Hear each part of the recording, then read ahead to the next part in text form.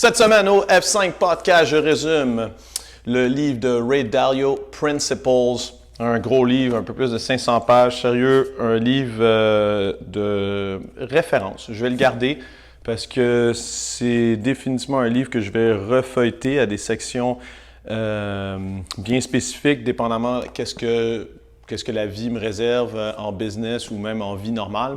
Parce que dans le fond, c'est Ray Dalio, qui est quelqu'un qui a fait une firme en finance, firme d'investissement, pardon, dans les 40 dernières années, qui a été pas mal au top dans les 40 dernières années, qui est dans le top 5 des plus grosses compagnies des États-Unis dans ce domaine-là.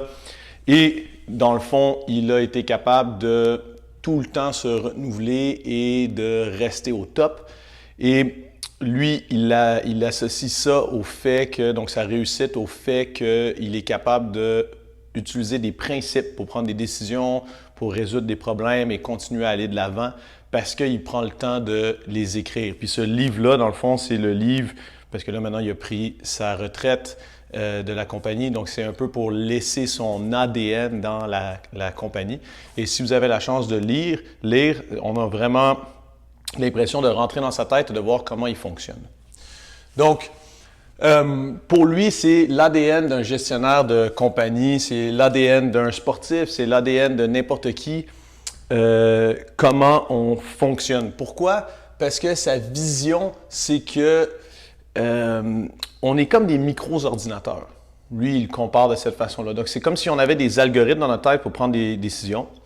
Et si on laisse notre cerveau tout le temps prendre une décision sans vraiment apprendre du passé, donc si on retourne dans le livre, dans le fond de Mindset, c'est un peu comme si on n'avait pas le growth mindset, donc on n'essaie pas d'apprendre des potentiels échecs qu'on a eus ou des situations qu'on a eues, mais on n'améliore pas son algorithme, on n'améliore pas ses principes, et donc la prochaine fois, il y a des chances qu'on ne prenne pas la bonne décision.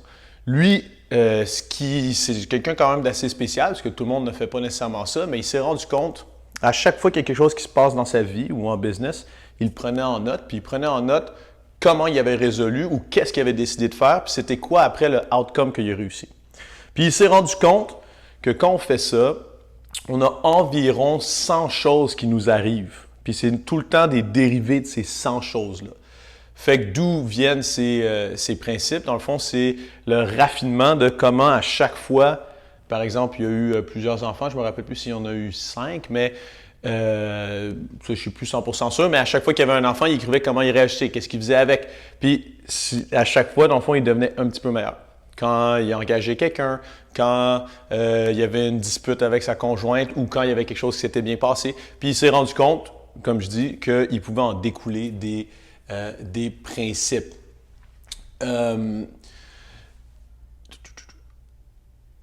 Une des grosses choses qu'on peut apprendre du livre, parce que là, le livre, je ne vais pas résumer un par un tous les principes, parce que dans le fond, c'est un peu comme un dictionnaire de ces principes. L'idée du livre, c'est pas vraiment d'adhérer nécessairement que c'est lui qui a la vérité, puis c'est la seule façon de fonctionner.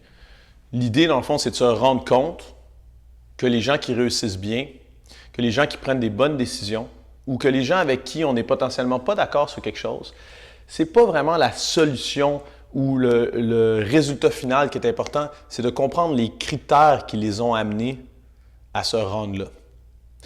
C'est si je suis en désaccord avec quelqu'un sur le fait de comment, là c'est le déconfinement, sur comment réouvrir mon gym par exemple, bien, c'est pas tant, faut pas trop s'inquiéter du fait que moi je pense qu'on peut rentrer 10 personnes par cours, puis l'autre pense qu'on peut rentrer 8 personnes. C'est pas est-ce que c'est 10 ou est-ce que c'est 8? C'est plus quels sont les critères que tu utilises pour me dire qu'il y en a 8 qui rentrent dans cet espace-là. Puis on va parler, moi, de mes critères pour en rentrer 10. Puis on va argumenter sur la validité ou s'il faut repenser ces critères-là. C'est ça qui est important.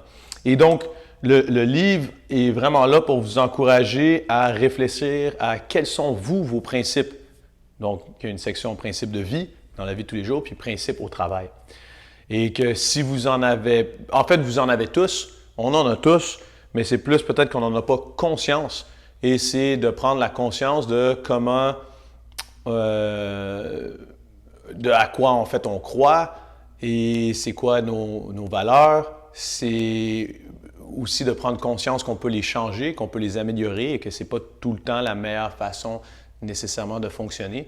Et c'est ce qui nous fait grandir. Pour lui, c'est l'évolution. L'évolution, dans le fond, on se passe un patrimoine génétique à chaque fois, mais on devrait se passer aussi des principes. Il dit dans l'évolution, c'est spécial. Par exemple, la plupart des enfants vont avoir peur des serpents, mais ils n'auront pas peur des fleurs. Donc, il y a quelque chose déjà dans leur ADN qui leur dit les fleurs, c'est correct, les serpents, c'est problématique. Puis, à chaque génération qu'on a eue au début du langage, bien, on se passait le langage, on se passait le principe de communication comme ça, puis on améliorait le langage, puis le langage devenait de plus en plus efficace.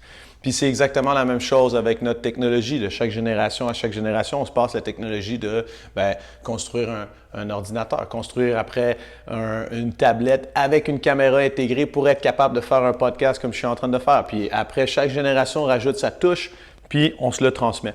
Mais pour lui, c'est ça. Il dit, j'aurais tellement aimé être capable d'avoir les principes de Einstein, par exemple. Les principes de Michael Jordan, les principes de gens qui ont marqué notre civilisation et donc après de continuer d'avoir ça comme départ. Il n'y avait peut-être pas toute la vérité, mais d'avoir au moins ce travail-là comme départ pour être capable de nous améliorer nos principes. Donc, les grandes questions pour réussir sa vie pour lui, c'est qu'est-ce que vous voulez? Qu'est-ce qui est vrai là-dedans? Et comment est-ce qu'on va atteindre numéro 1 et numéro 2? Fait que les principes doivent répondre à ça. Qu'est-ce qu'on veut devenir, qu'est-ce qu'on veut faire, qu'est-ce qu'on veut obtenir? Après, qu'est-ce qui est vrai là-dedans? Est-ce que dans ma tête, je veux obtenir une nouvelle auto parce que ça va améliorer mon statut et les gens vont me regarder comme quelqu'un qui a réussi. Donc, est-ce que l'auto, c'est vraiment vrai? Est-ce que c'est vraiment ça? Ou alors, est-ce que je devrais plus essayer d'accomplir quelque chose? Donc, après, qu'est-ce qui est vrai? C'est un peu le même principe. Qu'est-ce que je veux? Qu'est-ce que je veux, c'est perdre du poids et être plus en santé. Qu'est-ce qui est vrai? Comment est-ce que je vais trouver, comme quand on parlait dans Undoctored ou Why We Get Fat ou Obesity Code, tous des livres que j'ai déjà résumés, c'est quelle est la vraie information? Comment est-ce que je fais pour trouver la vérité? Et ça, comme les livres que je viens de nommer disaient très bien, Ray Dalio est 100% d'accord avec ça. La vérité, c'est ce que nous, on croit qui est vrai, puis il ne faut pas prendre la vérité d'un autre pour du cash. Il faut apprendre à aller chercher l'information pour apprendre qu'est-ce qui est vrai. Après, c'est sûr qu'il va parler qu'il y a une très grande valeur à aller voir des experts parce qu'encore une fois, pourquoi réinventer la roue une fois que ça a déjà été fait et au lieu de penser à comment l'améliorer. C'est le même principe pour les tablettes. Ça ne sert à rien nécessairement de réinventer le type d'écran tout de suite. Pourquoi est-ce qu'on ne fait pas juste prendre qu'est-ce qui existe déjà, apprendre à bien le faire, puis après de là, améliorer le modèle. Ça, c'est sa vision des choses.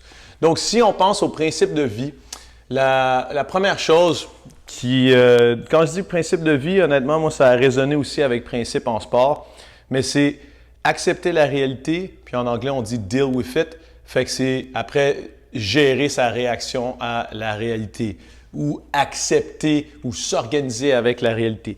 Ça, qu'est-ce que ça veut dire par là? C'est que c'est assez difficile d'accepter la réalité. Assez souvent, pas assez souvent en fait, la réalité est filtrée par nos yeux, nos oreilles, notre cerveau, notre connaissance, notre culture, le groupe dans lequel on est.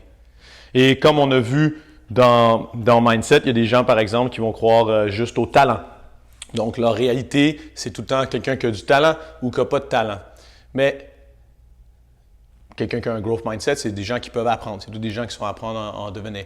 Donc, essayez d'aller enlever le plus possible nos biais, donc les façons qu'on regarde la réalité, nos angles morts, les endroits où est-ce qu'on ne peut pas vraiment voir qu'est-ce qui se passe de la façon de pourquoi on a été élevé, de nos croyances, et d'essayer d'accepter le plus possible la réalité dans laquelle on est. Donc, par exemple, ceux qui ont très bien réussi dans le COVID, c'est ceux qui ont rapidement fait le deuil que, OK, on est dans cette situation-là, je vais arrêter de me fâcher après la situation, puis je vais essayer de dealer avec et de m'en sortir, de m'organiser pour que ça devienne presque un avantage. Donc ça, c'est le premier principe de vie, qui est définitivement difficile parce qu'il faut se regarder soi-même. Parce que pour accepter la réalité, il faut accepter c'est quoi nos défauts, c'est quoi les biais qu'on a quand on regarde la réalité. Puis ça, c'est exactement quand je vous disais que ça rejoint le sport, mais ça rejoint énormément le sport. Il faut accepter la réalité que c'est où mes vraies capacités physiques. C'est quoi la photo dans le temps de ce que je suis capable de faire? C'est quoi la réalité? La réalité, c'est qu'exemple, dans toutes les dernières compétitions que j'ai faites, j'étais loin du podium. Pourquoi? Sans mettre de blâme. Puis comment est-ce que je vais m'organiser avec ça? Est-ce que je veux le changer? OK, quelles sont mes options? Mais une fois que j'ai trouvé la réalité en face, que c'est pas la faute de quelqu'un pourquoi j'étais pas sur le podium, que c'est pas la faute d'un événement, que c'est pas parce qu'il faisait chaud au French Throwdown, genre que j'ai pas gagné, bien là, tout d'un coup, je peux commencer à trouver des pistes de solutions. Après ça, numéro 2, les 5 étapes pour atteindre ce qu'on veut. Ça, c'est quelque chose qui semble extrêmement simple et parce que c'est simple, on a tendance à penser que c'est pas utile ou que c'est pas si important que ça parce qu'on se dit j'aurais pu trouver ce principe-là. Mais c'est pas parce que c'est simple que c'est facile à appliquer, puis c'est pas parce que c'est simple que c'est pas ultra efficace. La première chose, c'est d'avoir un but clair. Donc, si on reprend mon objectif d'exemple, finir sur le podium dans une compétition, il faut que ça soit clair. Il faut que ce soit dans tel type de compétition ou dans quelle compétition même. Sur le podium, sur quelle marche du podium, dans combien de temps, qu'est-ce que je vais faire pour être capable de m'y rendre, quelle marge d'erreur, c'est important à quel niveau, parce que qu'est-ce que ça va découler, mais peu importe, dans le fond, on veut un objectif extrêmement clair. Après ça, il va falloir identifier les problèmes, et ça, il est très strict là-dessus, et ne pas les accepter, ne pas les tolérer, pardon. Il faut les accepter, mais il ne faut pas les tolérer. Qu'est-ce qu'il veut dire par là? C'est que, bon, c'est quoi le problème entre moi et le podium? Je manque un petit peu de force absolue dans les mouvements style gymnastique et comme handstand push-up en poussée et dans les mouvements plus haltérophilie. Ne pas tolérer le problème. Qu'est-ce que ça veut dire? Bien, il ne faut plus accepter que ouais, moi je suis moins bon en handstand push-up. Ça veut dire que je vais travailler pour. Il n'y a pas d'excuse de « ouais, mais mes bras sont trop longs par rapport à la grandeur de ci, de ça. Ah, mais j'avais pas le temps de le faire. » Tu n'as l'air plus que ce soit un problème entre moi et mon objectif. Après ça, c'est important de trouver la cause des problèmes, la vraie cause. Parce que c'est facile de dire, dans mon cas, ben, il manque juste de la force, fait que je vais juste faire de la force. OK. Il manque peut-être un petit peu de force en poussée, mais peut-être que c'est la technique. Peut-être que c'est parce que mon tronc casse. Peut-être que c'est la mobilité ce qui fait que je n'arrive pas à pousser dans la bonne direction. Après ça, haltérophilie, force maximale, j'en manque. Est-ce que c'est juste de la force? Bien, c'est bizarre parce que mon back squat puis mon deadlift, mon bench sont pas si pires. Peut-être que c'est de la technique. Peut-être que c'est de la précision. Peut-être que c'est juste, il me manque de répétition et d'exposition. Fait qu'il faut trouver c'est quoi la vraie cause. Pas la première cause qui vient en tête, mais peut-être la deuxième, troisième, là, vraiment à la racine de la cause du problème. Puis c'est ça qu'il va falloir attaquer si on ne veut pas que le problème revienne. Après ça, c'est designer un plan. Ça, il y a beaucoup de gens qui sont très bons à la première partie. Ils sont capables de dire, moi, je suis pas bon à cause de ça spécifiquement. Sauf qu'après, ils mettent aucun plan en place, donc ils reviennent à la normale. Et il n'y a rien qui change. Donc, designer un plan. Et après avoir designé un plan, le plus important, c'est de continuer jusqu'à la résolution du problème. Ça ne peut pas juste être pendant une semaine. Ça, ces 5 étapes-là, ce qu'il dit, c'est qu'il y a beaucoup de... C'est normal d'être meilleur à une des 5, ou 2 des 5, ou 3 des 5. Et donc, il faut s'entourer de personnes qui vont nous garder sur le droit chemin ou nous donner des outils pour les étapes dans lesquelles on est moins bon. Fait qu'il faut collaborer pour être capable de faire ça. Après ça, troisième principe de vie, être radicalement ouvert d'esprit. Qu'est-ce que ça veut dire, ça? C'est que, encore une fois, il faut savoir qu'on a un ego, qu'on a des biais, qu'on a des angles morts. Va falloir voir et accepter qu'on n'a pas la vérité absolue et que la chose qui est le plus entre nous et la vérité, c'est les biais qu'on a par les croyances qu'on a déjà et les angles morts qu'on a qui font qu'on n'a pas envie de se faire challenger sur nos points de vue. On n'a pas envie d'entendre le point de vue de quelqu'un qui n'est pas d'accord avec nous et on a du mal à faire ce qu'il appelle un peu un gentleman disagreement et donc de se mettre calmement à parler avec quelqu'un qui n'est pas d'accord avec nous sur, encore une fois, les critères qui l'amènent à faire une conclusion différente de la nôtre avec le seul but d'apprendre et de trouver pas qui a raison, mais les meilleurs critères. C'est ça qui est important, c'est que dès qu'on commence à faire un débat, on a tendance à voir, il va y avoir un gagnant, il va y avoir un perdant. Si on veut tout le temps être gagnant, le gagnant, c'est celui qui arrive à résumer et à prendre, extracter dans le fond l'information de ce débat-là qui lui permet de prendre la meilleure décision. Pas nécessairement la décision qu'il voulait prendre, pas nécessairement la décision que l'autre voulait qu'il prenne, mais la meilleure décision parce qu'il a trouvé l'information qui était nécessaire. Donc, être ouvert d'esprit, c'est être ouvert d'esprit à ses faiblesses. Être ouvert d'esprit au fait de reconnaître pourquoi est-ce qu'on a un ego, dans quelle situation. Être ouvert d'esprit que quand on sent justement qu'on a de l'agressivité qui monte ou qu'on essaie de devenir compétitif pour gagner une argumentation, que ce n'est pas la chose à faire si on veut vraiment en profiter de cette discussion-là et d'être capable de, après avoir encore une fois la bonne information, pour prendre la décision qui est bonne. Parce que c'est ça qui est important, c'est être capable de prendre les bonnes décisions, pas d'avoir raison. Après ça, numéro 4, les gens sont câblés différemment. Tout le monde réagit différemment. Tout le monde a un cerveau qui voit la réalité différemment. Donc, tout le monde va avoir des biais, des angles morts, va avoir des raisonnements qui vont être différents. Et une des plus grandes puissances, c'est de comprendre ça et d'être capable de voir le monde par les yeux de l'autre personne. Parce qu'encore une fois, ce n'est pas une question de savoir est-ce que j'ai raison ou l'autre personne a raison. C'est de pouvoir utiliser le regard différent de cette personne-là sur un problème que nous, on pensait avoir compris, mais où est-ce qu'on avait potentiellement oublié des éléments.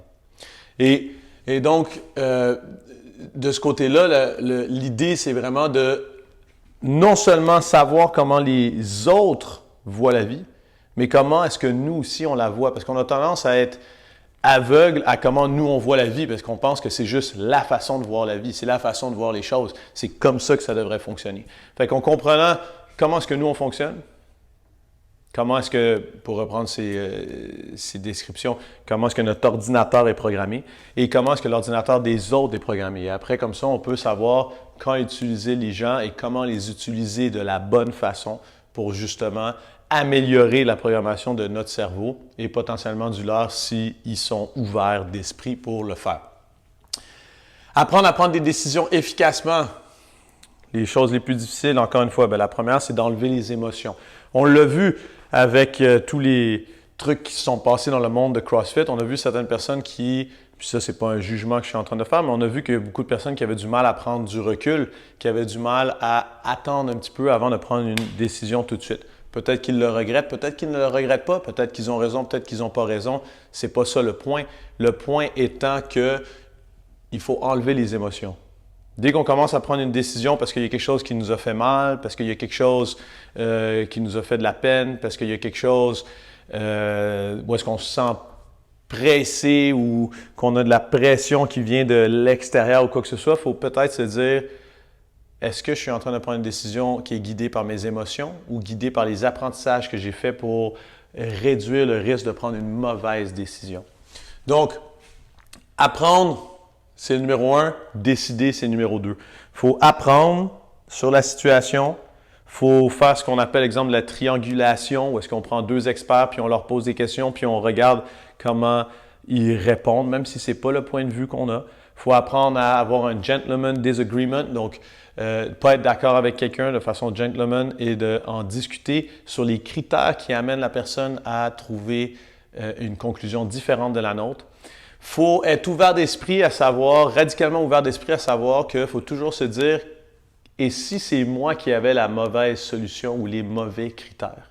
Comment est-ce que je ferais pour le savoir? Qu'est-ce qui est vrai? Où est-ce que je vais chercher l'information? » Et en prenant son temps, il y a des bonnes chances qu'on prenne une décision plus intéressante. Maintenant, prendre son temps, comme il dit, on ne peut pas juste attendre. On utilise la règle du 80-20. Donc, en 20% du temps, on est capable d'aller chercher assez souvent 80% de l'information qu'on a besoin pour aller chercher une bonne décision. Donc, assez souvent, c'est ce qu'on va faire. Il faut accepter qu'on n'aura jamais 100% de la connaissance de la situation pour être capable de prendre la seule décision, parce que sinon, ça va nous prendre des années et là, ça devient trop long. Fait que, aussi, c'est là que ça devient très intéressant d'utiliser ces principes, de se dire, c'est quand la dernière fois que j'avais une décision similaire à prendre, qu'est-ce que j'ai fait? Est-ce que c'était bon? Est-ce que j'étais satisfait de ça? Non, comment est-ce que je peux apprendre de ça? Comment est-ce que je peux le faire légèrement différemment cette fois-ci pour aller plus proche de réduire le risque de prendre une mauvaise décision? Ça, c'est les principes de vie. Les principes au travail. Donc, une organisation pour Ray Dalio, c'est une machine qui est composée de deux choses. C'est composé de la culture de la machine et des gens qui sont dans cette machine-là. On va parler des principes de la culture en premier. Donc, lui, il appelle ça la vérité radicale et la transparence pour lui dans une organisation. Et ça peut être une organisation sportive, vous allez voir, c'est la même chose. C'est très important que les gens se fassent dire la vérité. Lui, il veut pas qu'il y ait des gros secrets. Il dit, c'est sûr qu'il y a des exceptions. C'est sûr que de savoir que mon grand-père est très malade ou qu'il a genre une maladie incurable, quelque chose comme ça, n'est peut-être pas de l'information qui a besoin d'être publique, c'est clair. Mais on parle d'information qui est importante à savoir dans l'organisation. On ne parle pas du compte de banque du président. On parle d'information qui est importante. Et donc ça, il faut être transparent avec ça. Et qu'est-ce qu'il veut dire par vérité radicale? C'est que dans le fond, il faut arrêter de juste essayer de flatter les gens dans le sens du poil, puis après parler dans leur dos. Quand on a quelque chose à dire, il faut le dire quand la personne est là. On peut instaurer des choses comme quand il y a du feedback à donner, il faut que ça soit face à face ou dans une conversation, Zoom bien sûr, ou par téléphone. Mais il faut que la personne puisse argumenter avec nous, puis qu'elle puisse, on va le voir après, se synchroniser, nous et elle, sur la même façon de penser et de régler ce potentiel problème-là pour qu'on puisse avancer et aller de l'avant et tous devenir meilleurs. Après ça, il faut cultiver du travail qui a du sens avec des relations profondes. Donc, la culture de la compagnie, il faut que ça soit comme, oui, une famille élargie. Pas nécessairement parce que tout le monde se fait inviter au mariage de l'un et de l'autre, mais des gens avec qui on peut avoir des discussions profondes, des gens avec qui on respecte le fait qu'ils vont nous dire la vérité, que quand ça marche pas, ils vont nous le dire, quand ça marche bien, ils vont nous le dire. Et que dans le fond, le travail a une certaine profondeur, qu'on ait l'impression qu'on n'est pas là pour rien. Qu'on a une raison et une raison qui a rapport avec la valeur de l'entreprise et qu'on fait avancer les choses. Créer un environnement où est-ce qu'il est OK de faire des erreurs et inacceptable de ne pas en apprendre, ça c'est peut-être le truc qui est le plus important. C'est comme quand on parlait dans Culture Code, il faut se sentir en sécurité. Mais ça, pas sécurité que je peux mettre les deux pieds sur la table puis rien faire. Sécurité que je peux me faire donner du feedback qui est difficile, ça ne veut pas dire que je suis en train de me faire envoyer. Je peux donner du feedback qui est difficile à quelqu'un et ça ne veut pas dire que je n'aime pas cette personne-là. Ça veut dire aussi que si je fais une erreur, puis là, comme il dit, il faut s'assurer qu'il n'y a pas d'erreurs inacceptables qui vont être faites. Mais il y a certaines erreurs qui sont potentiellement acceptables et donc il faut que l'employé ait une certaine latitude pour pouvoir faire ces erreurs-là. Ce qui est inacceptable, dans le fond, c'est le bon vieux dicton de faire une erreur une fois, c'est correct. La faire deux fois, là, ça devient inacceptable. Ça voudrait dire qu'on n'a pas appris de la première. Et il faut que ce soit organisé d'une façon que ça devient tout le temps une situation d'apprentissage. Et ça ne devient pas de la réprimandation où est-ce que on doit aller dans le bureau de son supérieur ou se faire appeler pour avoir du feedback. C'est pas comme « Oh, je vais encore me faire taper sur les doigts puis je vais avoir une diminution de salaire ». C'est comme « Non, non, c'est le processus normal pour apprendre. C'est le processus normal pour que la machine s'améliore. C'est le processus normal pour que, si on reprend qu'on a un ordinateur, notre software se mette à jour et qu'on s'améliore. » Après ça, se mettre in sync et rester in sync. Qu'est-ce que ça veut dire ça? Encore une fois, c'est que tout le monde est câblé différemment et donc c'est comme les machines. Si on veut pouvoir communiquer ensemble, il faut qu'on se synchronise. Il faut qu'on ait justement la même information. Pensez-y, si vous avez un compte Google Drive ou un compte iCloud Drive, vos différents ordinateurs se synchronisent. S'ils n'ont pas accès à la même information, vous ne pouvez plus travailler. Il vous manque une photo, un document ou un truc comme ça. Donc, ça, c'est la transparence et la communication. Ça, c'est clair. Mais ils se synchronisent aussi par le fait qu'il faut qu'ils soient tous mis à jour. Vous ne pouvez pas rouler des ordinateurs qui ont des systèmes d'opération qui ne sont pas compatibles. Ça n'a pas besoin d'être les mêmes, exactement la même année, mais il faut qu'il y ait une synchronisation qui se fasse pour qu'on puisse communiquer. Qu'est-ce que ça veut dire par là? Encore une fois, c'est quand on donne du feedback qui est difficile ou même qui est bon, il faut qu'on soit sur la même page. Il faut qu'on comprenne, pas qu'il y en ait un qui ait raison, un autre qui a tort, mais qu'on comprenne qu'il y a quelque chose à changer, qu'on soit d'accord sur le plan qui va être mis pour le changer. C'est ça qu'on veut dire par être synchronisé. Sinon, il n'y a rien qui se passe. Après ça, pour les décisions, il faut utiliser ce qu'il appelle la croyabilité.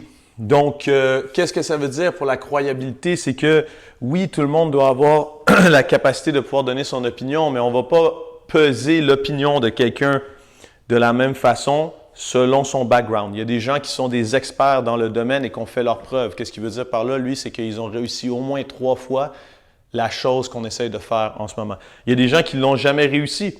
Mais ça ne veut pas dire que leur idée est mauvaise, mais elle ne va pas peser de la même façon. Il y a des gens qui ont plus d'expérience, des gens qui ont moins d'expérience. Donc, quelle est la croyabilité de cette personne-là? Ce n'est pas parce qu'on rencontre quelqu'un dans la rue qui nous dit qu'on est mal habillé qu'on va nécessairement croire qu'on est mal habillé. Peut-être que ça va nous mettre un doute, puis peut-être qu'on va aller voir des experts là-dessus, mais on va sûrement mettre un peu plus de poids dans la décision des 2-3 experts qu'on connaît sur ce côté-là. Après ça, il faut comprendre, encore une fois sur la croyabilité, c'est quoi son rôle. Il y a 3 grands rôles, dans le fond. Est-ce qu'on est un enseignant en ce moment? Donc, exemple, moi, je suis un expert dans le domaine de l'entraînement. S'il y a quelqu'un de débutant qui vient dans mon gym, il va avoir le rôle d'étudiant, ça c'est un autre rôle, et moi, je vais avoir le rôle d'enseignant. Ça, c'est important qu'on comprenne ça. Si la personne arrive avec l'idée que c'est un enseignant, ou alors que le coach a l'idée d'être juste un étudiant, ça ne marchera pas. Parce qu'il y en a un qui doit enseigner, puis il y en a un autre qui doit écouter dans cette situation-là. Puis, donc l'enseignant, c'est l'expert. Et sinon, est-ce qu'on est un pair avec la personne? Donc, est-ce qu'on est au même niveau? Donc ça va faire qu'on va décider, est-ce que je devrais enseigner en ce moment? Est-ce que je devrais écouter en ce moment? Ou est-ce que je devrais être en train d'argumenter avec la personne parce qu'on est au même niveau puis on essaie de faire avancer les choses. Ça, c'est très important pour que la culture fonctionne dans l'entreprise. La dernière chose, en fond, c'est d'apprendre comment aller au-delà des mésententes ou des désaccords. Donc, des fois, il faut accepter qu'on est en désaccord puis c'est ça qui va le faire avancer, mais il faut quand même être synchronisé. Il faut quand même aller vers le but commun. On ne peut pas juste, dès qu'il y a un désaccord, ne pas l'adresser, puis « Ah ouais, cette personne-là est fâchée après moi, boum, c'est réglé là. » Ou cette personne-là a raté le dernier assignment qu'on lui a demandé, fait que c'est ça. On ne va pas essayer d'analyser pourquoi ou essayer de l'améliorer. Donc, c'est de tout le temps voir les désaccords comme c'est normal, ça fait partie de la vie d'entreprise, ça fait partie de la vie d'athlète, et comment est-ce qu'on fait pour capitaliser là-dessus pour que ce soit une opportunité d'apprentissage. Fait que ça, c'était sur le côté de la culture de l'entreprise. Après ça, les personnes. Les bonnes personnes, c'est extrêmement important. Avec qui on fait la chose est plus importante que le quoi. Donc, qu'est-ce qu'on est en train de faire. Et ça, ça coûte extrêmement très cher, dans le fond, d'avoir les mauvaises personnes. Ray parle du fait qu'au début, il engageait des gens qui sortaient de grandes universités, qui avaient des grands diplômes. Et c'était une erreur. Pas parce que ces gens-là sont mauvais, mais parce qu'ils ne regardaient pas, dans le fond, qui était la personne et est-ce qu'ils étaient capables de rentrer dans la culture. Ça rejoint un peu le growth mindset. On est capable d'enseigner à n'importe qui comment s'améliorer, mais c'est beaucoup plus difficile dans le cas de ce que dit Ray Dalio, que dans une compagnie ou une organisation sportive, on soit complètement capable de changer toutes les valeurs de la personne. Donc, il oscille un peu, si vous avez regardé mon côté mindset, entre le fixed mindset, donc il y a des choses qui sont plus dures. Il ne dit pas que c'est inchangeable, mais c'est plus dur à changer dans l'environnement d'une entreprise ou d'une situation sportive. Et le growth mindset, il y a des choses qui sont plus faciles. Donc, il faut capitaliser quand on engage sur « c'est pas grave, les choses à changer, et qui sont faciles à changer ne sont pas graves si elles ne sont pas là parce que je vais pouvoir les donner. Mais les choses que je sais qui vont être très difficiles à changer, il faut qu'elles soient là. Parce que sinon, ça va devenir problématique. Les intangibles, dans le fond, versus qu'est-ce qui peut être appris. Donc, ça, c'est très important. Et comme on va engager des gens qui ont les intangibles, mais qui n'ont pas nécessairement la formation et les choses qu'ils peuvent apprendre pour faire la job, il dit être sûr qu'un employé est capable de faire le travail, ça va prendre autour de 18 mois et il va toujours falloir coacher, tester la personne, évaluer la personne et malheureusement trier est-ce que cette personne-là fait l'affaire dans la compagnie. Il fait juste dire le tri, faut que ça soit après un certain temps. Lui, il dit 18 mois avant qu'on sache vraiment si la personne est capable de faire le travail. Encore une fois, il faut prendre du temps. Comment est-ce qu'on fait pour construire et améliorer notre machine? Lui, il voit la compagnie comme une machine qui est composée de culture et de gens. Fait, comment est-ce qu'on peut l'améliorer? La première chose, c'est de se voir justement. Pourquoi est-ce que lui, il parle de machine? C'est parce qu'un opérateur de machine, comme l'opérateur d'une Zamboni qui est en train de passer la glace, il opère la machine de façon efficace. Il faut que les managers pensent que c'est des opérateurs d'une machine. Donc, s'il y a quelque chose qui ne fonctionne pas, c'est pas l'opérateur de la Zamboni ne va pas aller engueuler le pneu droit parce qu'il trouve qu'il ne sourit pas. Est-ce que le pneu droit fait sa job? Sinon, qu'est-ce que je peux faire? Est-ce que c'est parce qu'il est trop usé? Est-ce que c'est parce qu'il est mal enligné? Est-ce que c'est pas le bon pneu pour le type de glace qu'on a? Vous voyez un peu le principe. L'opérateur de la machine, c'est sans émotion, c'est une pièce. Et qu'est-ce qu'il faut que je fasse? Où est-ce qu'il faut que je place la pièce pour que ça fonctionne bien? Après ça, il faut anticiper et ne pas tolérer les problèmes. Il faut aller au fond des choses.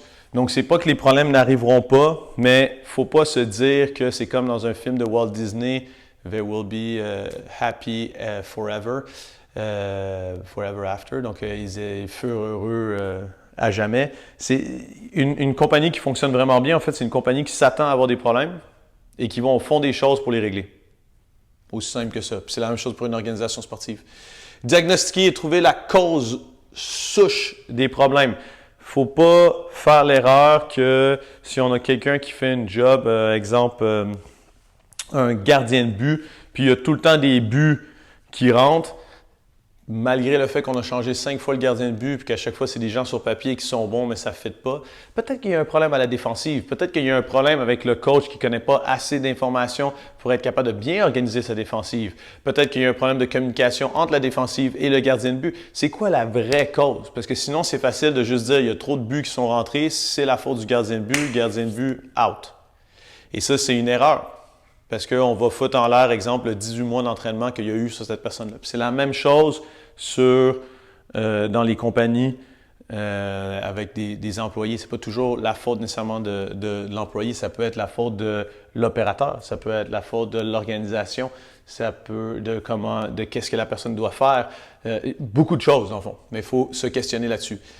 Désigner des améliorations autour des problèmes. Donc, dans le fond, au lieu d'éviter les problèmes, c'est comme en entraînement, au lieu d'éviter ses faiblesses, il faut faire un plan qui attaque les faiblesses et qui ne tolère plus ces faiblesses-là, parce que dans le fond, ça veut dire que sinon, on n'a pas appris de la situation. Faire qu'est-ce qu'on est là à faire. Donc, no excuse, pas de distraction. Ce qu'il dit, c'est que c'est vraiment simple de tout le temps se dire « mais j'ai pas le temps de faire ça ». Il y a quelque chose de plus urgent. Si on sait quelque chose d'important pour la culture ou pour les personnes de notre entreprise, il faut le faire. Faut pas attendre à demain, attendre, parce que là, oui, mais il y a un client ci, il y a un client ça. Il faut faire qu'est-ce qu'on a besoin de faire. Sinon, il faut réorganiser pour être capable d'avoir le temps de le faire. Utiliser des outils et des protocoles pour former ce qu'il y a à faire.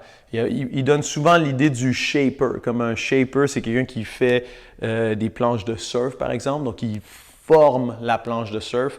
Et lui, il dit, dans le fond, c'est qu'il y a très peu d'individus qui sont capables de faire ça, mais il y a des gens qui sont capables de shaper des organisations ou même des marchés au complet. Exemple, Steve Jobs a shapé le marché de l'organisation de l'information au niveau des téléphones, au niveau des ordinateurs. Vous voyez le principe.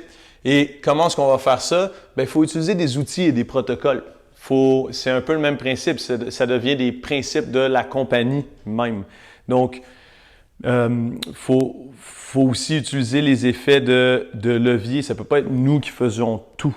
Il faut organiser comme un opérateur de machine, notre machine pour que la machine puisse faire ce dont on a besoin. Et si on le fait bien, il faut s'assurer que la machine devient de plus en plus indépendante. Il ne faut pas qu'avant chaque fois, pour reprendre l'exemple de la Zamboni, d'aller sur la glace, qu'il faille que je monte la machine au complet à chaque fois avant d'y aller. Il faudrait qu'elle puisse être assez bien montée pour qu'elle puisse être stationnée et qu'on puisse la réutiliser avec très peu de vérification le lendemain.